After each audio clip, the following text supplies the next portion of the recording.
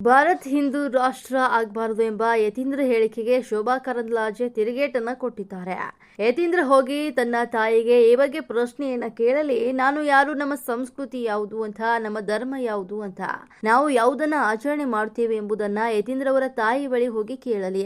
ಯತೀಂದ್ರನ್ನ ಎತ್ತು ಹೊತ್ತ ಸಿದ್ದರಾಮಯ್ಯನವರ ಪತ್ನಿಯವರೇ ಮಗನಿಗೆ ಸರಿಯಾದ ಉತ್ತರ ಕೊಡ್ತಾರೆ ಅಂತ ಚಾಮುಂಡಿ ಬೆಟ್ಟದಲ್ಲಿ ಕೇಂದ್ರ ಸಚಿವೆ ಶೋಭಾ ಕರಂದ್ಲಾಜೆ ಅವರು ತಿಳಿಸಿದ್ದಾರೆ. ಈ ಸಂಸ್ಕೃತಿ, ಈ ಧರ್ಮ ಉಳಿಸುವವರೆಗೆ ತಾಯಿ ಚಾಮುಂಡಿಯ ಶಕ್ತಿ ಕೊಡಲಿ. ಮಹಾರಾಜರು ಈ ನೆಲದ ಸಂಸ್ಕೃತಿ ಧರ್ಮವನ್ನ ಉಳಿಸಿದ್ರು.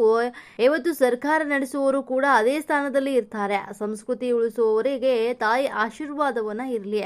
SIR ವಿಚಾರ, ಇಡೀ ದೇಶದಲ್ಲಿ ಅತಿ ಹೆಚ್ಚು ಮತಗಳು ಡಿಲೀಟ್ ಆಗಿರುವುದು ಕರ್ನಾಟಕದಲ್ಲಿ, ಅದರಲ್ಲೂ ನನ್ನ ಕ್ಷೇತ್ರದಲ್ಲಿ ಬಹಳಷ್ಟು ಮತಗಳು ಡಿಲೀಟ್ ಆಗಿದೆ. ನಮ್ಮ ಸ್ವತಃ ಊರುಗಳಲ್ಲಿ ಮತ ಇಟ್ಟುಕೊಳ್ತಿದ್ದಾರೆ. ಕನ್ನಡಿಗರು ಎಲ್ಲರಲ್ಲೂ ಕೂಡ ಕನ್ನಡಿಗರೇ ಆಗಿದ್ದು ಎಲ್ಲದರಲ್ಲೂ ಕೂಡ ಇರಲಿ, ಮತದಾರರಾಗಿರಲಿ. ಚಾಮುಂಡಿ ಬೆಟ್ಟದ ಕೇಂದ್ರ ಸಚಿವೆ ಶೋಭಾ ಕರಂದ್ಲಾಜೆ ಹೇಳಿಕೆಯನ್ನು ನೀಡಿದ್ದಾರೆ. ಆಷಾಢ ಕೊನೆಯ ಶುಕ್ರವಾರ ಪ್ರತಿ ವರ್ಷದಂತೆ ನಾವು ತಾಯಿ ದರ್ಶನವನ್ನ ಮಾಡಿದ್ದೀವಿ. ರಾಜ್ಯದಲ್ಲಿ ಬರಗಾಲ ಇದೆ. ಒಂದೇ ಖುಷಿಯ ಸಂಗತಿ ಅಂದ್ರೆ ನಮ್ಮ ಕಾವೇರಿ ತುಂಬ್ತಾ ಇದ್ದಾಳೆ. ಇದೇ ಪರಿಸ್ಥಿತಿ, ಇದೇ ಮಳೆ ರಾಜ್ಯದ ಎಲ್ಲ ಕಡೆ ಬರಲಿ, ರಾಜ್ಯದ ಬರಗಾಲ ದೂರ ಆಗಲಿ. ತಾಯಿ ಚಾಮುಂಡೇಶ್ವರಿ ನಮ್ಮ ನಾಡ ದೇವತೆ, ನಾಡಿಗೆ ಅವಳು ಹರಸ್ಲಿ ಅನ್ನುವಂಥ ಪ್ರಾರ್ಥನೆಯನ್ನು ನಾವು ಸಲ್ಲಿಸಿದ್ದೀವಿ. ತುಂಬ ಖುಷಿ ಆಗುತ್ತೆ ತಾಯಿಯನ್ನು ಕಂಡಾಗ. ಅವಳು ರಾಜ್ಯದ ಮತ್ತು ದೇಶದ ರಕ್ಷಣೆಯನ್ನು ಮಾಡಬೇಕು. ನಮ್ದು ಒಂದೇ ಇದೆ, ಈ ದೇಶ ರಕ್ಷಣೆ ಆಗಬೇಕು. ದೇಶದಲ್ಲಿ ಕಲೆ, ಸಂಸ್ಕೃತಿ, ನಮ್ಮ ಧರ್ಮ, ನಮ್ಮ ಆಚಾರ, ನಮ್ಮ ವಿಚಾರ ಉಳಿಬೇಕು. ನಮ್ಮ ಮಠ, ನಮ್ಮ ಮಂದಿರ, ನಮ್ಮ ದೇವಸ್ಥಾನದ ಆಚಾರ ವಿಚಾರಗಳು ಉಳಿಬೇಕು ಅಂದರೆ ಇದಕ್ಕೆ ಪೂರಕವಾಗಿರುವಂಥ ದೊರೆಗಳು ಬೇಕು ಅಂತ ಹೇಳ್ತಾ ಇದ್ದಾರೆ. ಹಿಂದೆ ಮಹಾರಾಜರಿದ್ರು, ಇವತ್ತು ಒಂದು ಚುನಾಯಿತ ಸರ್ಕಾರ ಇದೆ. ದೇವರು ಅವರಿಗೆ ಕೂಡ ಅರಸಬೇಕು ಅನ್ನುವಂಥ ಪ್ರಾರ್ಥನೆಯನ್ನ ನಾನು ಮಾಡ್ತಾ ಇದ್ದೀನಿ.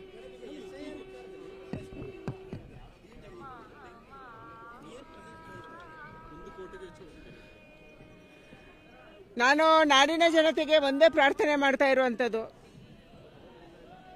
ಇಡೀ ದೇಶದಲ್ಲಿ ಅತ್ಯಂತ ಹೆಚ್ಚು ಓಟು ಇವತ್ತು ಇಲ್ಲ, ಡಿಲೀಟ್ ಆಗಿದೆ ಅಥವಾ ಶಿಫ್ಟ್ ಆಗಿದೆ ಅನ್ನುವಂಥದ್ದು ಕರ್ನಾಟಕದಲ್ಲಿ. ಯಾರ್ಯಾರು ಕರ್ನಾಟಕದ ಜನ ಕರ್ನಾಟಕದಲ್ಲಿ ನೆಲೆಸಿದ್ದಾರೆ ಅವರು ವೋಟರ್ ಲಿಸ್ಟಲ್ಲಿ ಇನ್ನೂ ಸೇರ್ಕೊಂಡಿಲ್ವಾ ಅಥವಾ ಎನ್ಯುಮರೇಷನ್ ಫಾರ್ಮ್ ತುಂಬಿಲ್ವೋ ಅವರು ತಕ್ಷಣ ಈ ಕೆಲಸವನ್ನ ಮಾಡಬೇಕು ಅನ್ನುವಂಥ ಪ್ರಾರ್ಥನೆಯನ್ನು ಮಾಡ್ತಾ ಇದ್ದೀನಿ.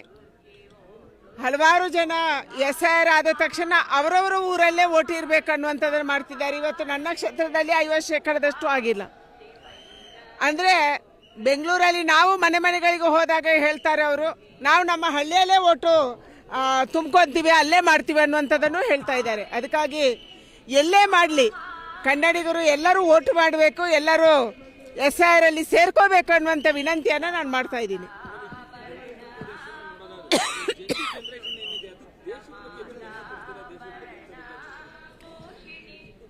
ಯಾವ ಜನ್ಸಿ ಪಾಪ್ಯುಲೇಷನ್ ಇದೆ, ಇದೊಂದು ಹೊಸ ಜನರೇಷನು. ನಾವು ಚಿಕ್ಕವರಿರುವಾಗ ನಮ್ಮ ಕೈಗೆ ಮೊಬೈಲ್ ಇರಲಿಲ್ಲ, ಇಂಟರ್ನೆಟ್ ಇರಲಿಲ್ಲ, ವಿದೇಶದ ಯಾವುದೇ ಮಾಹಿತಿ ಇರಲಿಲ್ಲ. ಆದರೆ ಇವತ್ತಿನ ಯಂಗ್ಸ್ಟರ್ಸು ನಮಗಿಂತ ಹೆಚ್ಚು ಬುದ್ಧಿವಂತರು. ದೇಶ ಚೆನ್ನಾಗಿರಬೇಕು, ನಾವು ಚೆನ್ನಾಗಿರಬೇಕು ಮತ್ತು ಆ ರೀತಿಯ ಒಂದು ಮಾಹಿತಿಯನ್ನು ಪಡೆದು ಆ ರೀತಿಯಲ್ಲೇ ಯೋಚನೆ ಮಾಡ್ತಾರೆ. ಜೆನ್ಜಿ ಜನರೇಷನ್ ಅನ್ನ ಸರಿದಾರಿಯಲ್ಲಿ ತಗೊಂಡೋಗೋದು ನಮ್ಮೆಲ್ಲರ ಕರ್ತವ್ಯ ಇದೆ. ಅದು ಸಮಾಜದ ಕರ್ತವ್ಯನೂ ಹೌದು, ತಂದೆ ತಾಯಿಗಳ ಕರ್ತವ್ಯನೂ ಹೌದು, ಸರ್ಕಾರದ ಕರ್ತವ್ಯನೂ ಹೌದು. ಅವರಿಗೆ ಸರಿದಾರಿ ತೋರಿಸುವಂತ ಮತ್ತು ಸರಿದಾರಿಯಲ್ಲಿ ತಗೊಂಡೋದ್ರೆ ಖಂಡಿತ ಅವರು ಈ ದೇಶದ ಭವಿಷ್ಯಕ್ಕೆ ಬಹಳ ಪೂರಕವಾಗಿ ಕೆಲಸ ಮಾಡಬಹುದು. ಯಾಕೆಂದ್ರೆ ಇವತ್ತಿನ ಸ್ಟಾರ್ಟ್ಅಪ್ಸ್ಗಳಲ್ಲಿ ನಾನು MSME ನೋಡ್ತಾ ಇದ್ದೀನಿ.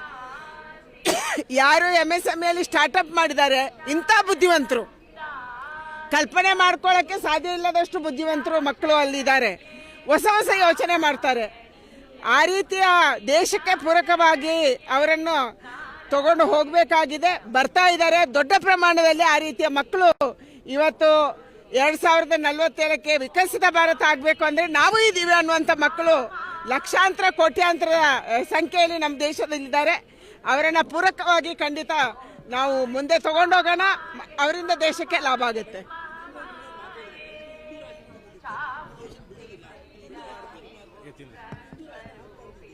ಯಾರು ಯತೀಂದ್ರ ಅವರು ಅವರ ತಾಯಿಗೆ ಹೋಗಿ ಕೇಳಬೇಕು.